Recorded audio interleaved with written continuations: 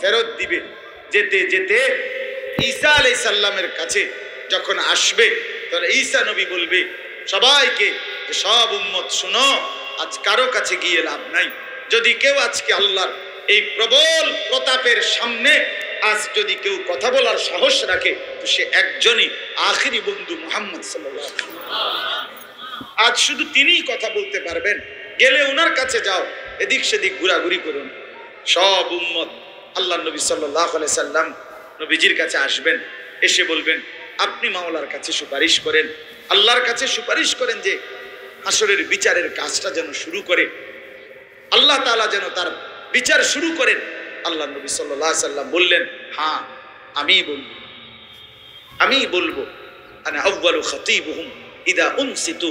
সব মানুষ যখন হাসরের ময়দানে চুপ থাকবে, নবীজির হাদিস আছে, নবীজি বলছেন আমি প্রথম কথা বলবো। আনা আউয়ালু শাফিঈন, আমি প্রথম সুপারিশকারী। আনা আউয়ালু মুশাফফাঈন, আমার সুপারিশই আল্লাহ প্রথম গ্রহণ করবেন।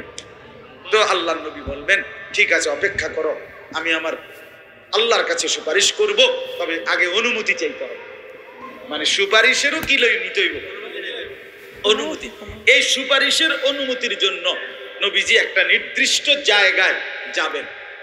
এই জায়গাটা হাসরের ময়দানে আল্লাহ তাআলা আল্লাহর আরশের নিচে আমাদের প্রিয় নবী সাল্লাল্লাহু আলাইহি সাল্লামের জন্য স্পেশাল আলাদাভাবে আল্লাহ নির্ধারণ করে রেখেছে।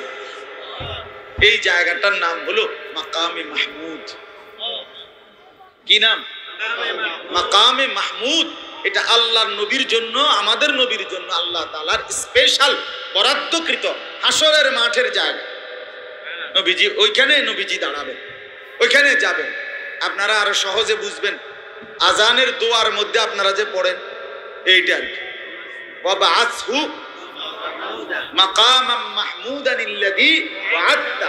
এই যে মাকামাম মাহমুদ, এইটাই নবীজি উম্মতকে বলে গেছে কিয়ামত পর্যন্ত উম্মত বলিও আল্লাহর কাছে আজানের প্রত্যেকবার আজানের পরে পরে আমারে যেন আল্লাহ মাকামে মাহমুদটা দেয়, ওই জায়গাটা যেন আমারে দেয় ঠিক মতো। দিলে কাম হইব, তোমাকেও কাম হইব। কারণ হেনে গিয়ে যদি আমি কইতারি ঠিক মতো তো তোমাদের জন্য সুপারিশ কামি। জায়গাটা যেন ঠিক মতো পাই, দোয়া করো তোমরা।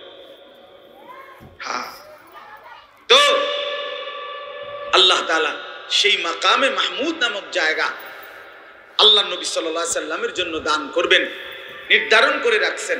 নবীজি সেখানে গিয়ে দাঁড়ানো থেকে বসবেন এবং সেজদা দিবেন। নবীজি সাল্লাল্লাহু আলাইহি সাল্লাম এই সেজদা দিয়েই নবী